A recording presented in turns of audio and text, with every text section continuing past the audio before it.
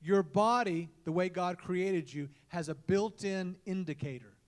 And whenever you begin to feel the hunger pains or the appetite begins and increases, it actually will go away for a while and then come back if you don't feed it, but it increases. That God made you that way in your physical body so you would feed it. Feed it what? Well, this is the best. Something nutritious, full of vitamins and minerals that will help your body all the way from the cell structure of your body and your blood and muscles and bones and everything about you to function healthy and normally and be able to have life and vitality and be able to think clearly. That's the way God created us. And so physically, God created us to be hungry. Okay? And in the same way, spiritually, God created us to be hungry for Him. To be hungry for God and the things of God. It's called spiritual hunger. But how many of you know there's a problem physically and a problem spiritually whenever we don't have a hunger anymore? Or the hunger is diminished. Now, you don't have to admit it out loud. You don't have to raise your hand. But we all have gone through this, and you may be there today, where you lack the passion for God that you once had. And you even say things like this: man, I want to be on fire for God. I want to be passionate for God. I want to be like I used to be for God, but I just don't feel it. It's just not there anymore. And I'm not sure how to get it back. I'm so glad you came to church. Or I'm so glad you're tuning in on Facebook Live or watching this broadcast. Because the Lord's going to help us through His Word to understand how to maintain, after we regain, a healthy hunger for God. How many know that sick people don't have an appetite? Dying people completely lose their appetite. And we've all been sick. We've all been going through some. Some of you have almost died. And you know what it's like to lose your appetite. So what are we going to do about it? We've got to find out physically what's wrong. But how much more importantly, spiritually, if we've lost our appetite for the things of God, we no longer have the drive, the stamina. We no longer are wanting to do the things of God. What can we do? Well, first of all, identify there's a problem. Let's find out what the problem is. But here's a second thing. And I believe this is the thing that bogs us down more than anything else. This is the thing that hurts us the most. We spiritually replace feeding upon spiritual things, and we take in natural things to try to replace spiritual things. But how many of you know natural things will never replace spiritual things? When we try to fill our spiritual need with hobbies, we try to replace our spiritual need just like junk food. It's not that we won't be filled, but we really won't be fulfilled unless it's God.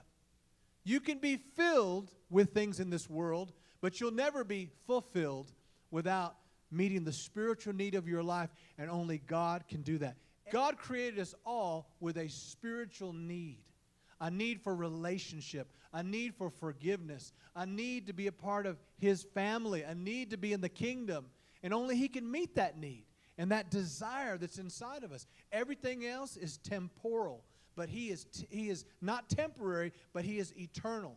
So how can we regain our hunger for God or maintain? And number one, here's how we can change and maintain a spiritual hunger for God. So if you have very little hunger or great hunger, you want to increase it, you want to maintain it. Number one, change your diet. We have got to change our diet. And no one likes to do that. No one likes to say no to things.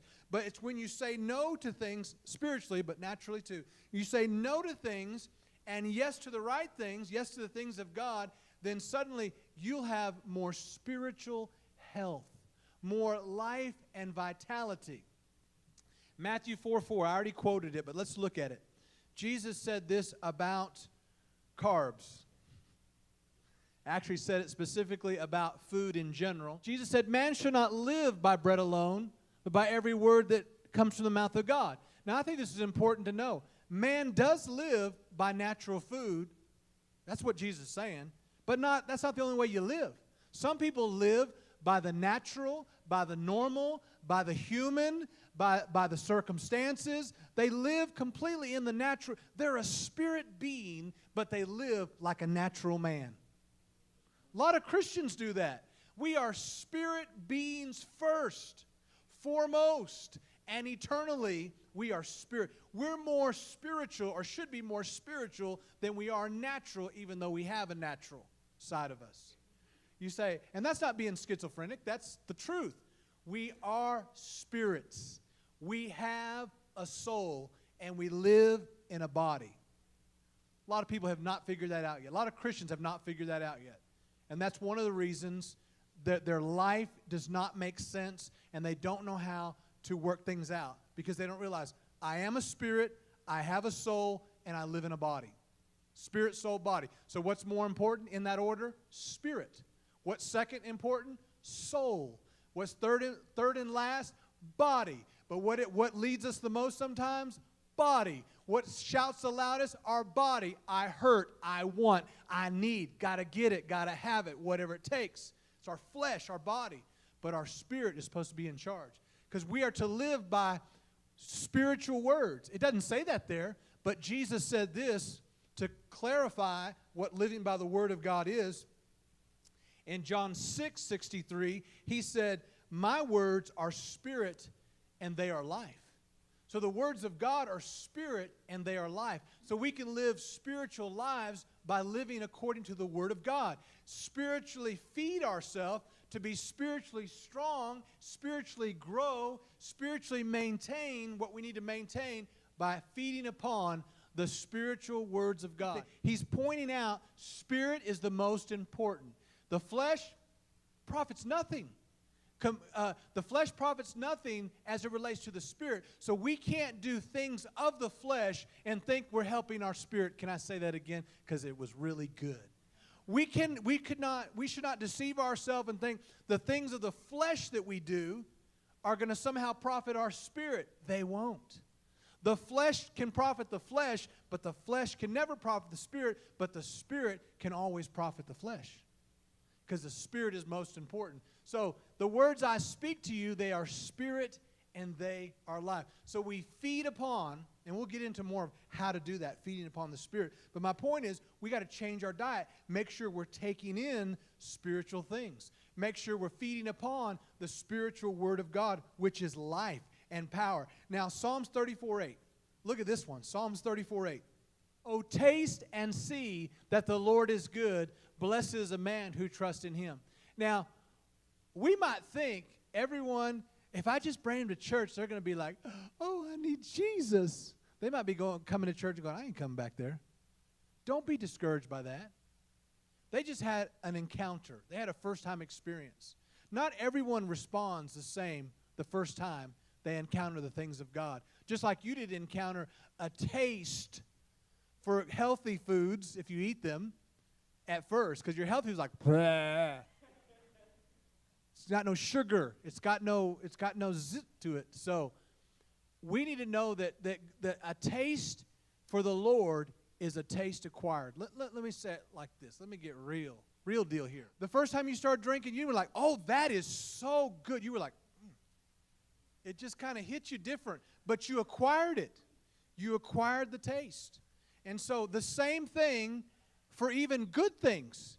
Many times good things you got to acquire, because your taste buds, don't trust your taste buds, your natural side of things. You take in spiritual things, you're like, I just don't know if I want to go to all that church. I just don't know if I want to read the Bible, pray. I don't feel like that. I don't want to do it. You got to acquire. You've got to discipline. You got to pattern. You ever heard this before? This is just good business sense.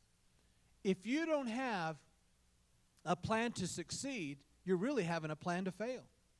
Because without a plan, you have no plan, well, you're planning to fail. No plan at all, you're planning to fail. But at least you plan to succeed. You know where you're going. You have goals. You have desires. Same thing with a spiritual diet. You got to say, okay, I have a spiritual diet. I'm going to say no to these things and yes to these things. And then you begin to move in that direction. So taste and see that the Lord is good. Blessed is the man who trusts in him. So we acquire the taste. We acquire building up discipline for the things of God. I said this on Wednesday, but I believe it bears repeating, that at first when we do things with a diet or with working out naturally, then it's more of a discipline than everything else. But how many know your discipline will turn into a desire? If you stay disciplined, your discipline will turn, well, how long is it going to take? Because I ain't going to be doing this for much longer. It might take some time, but your discipline will turn into a desire. And in the house of God, we don't like to hear this many times. Hopefully you do. But a lot of people don't want to come to church and hear about discipline. Just build me up. But the truth is, I can't keep you built up on Monday.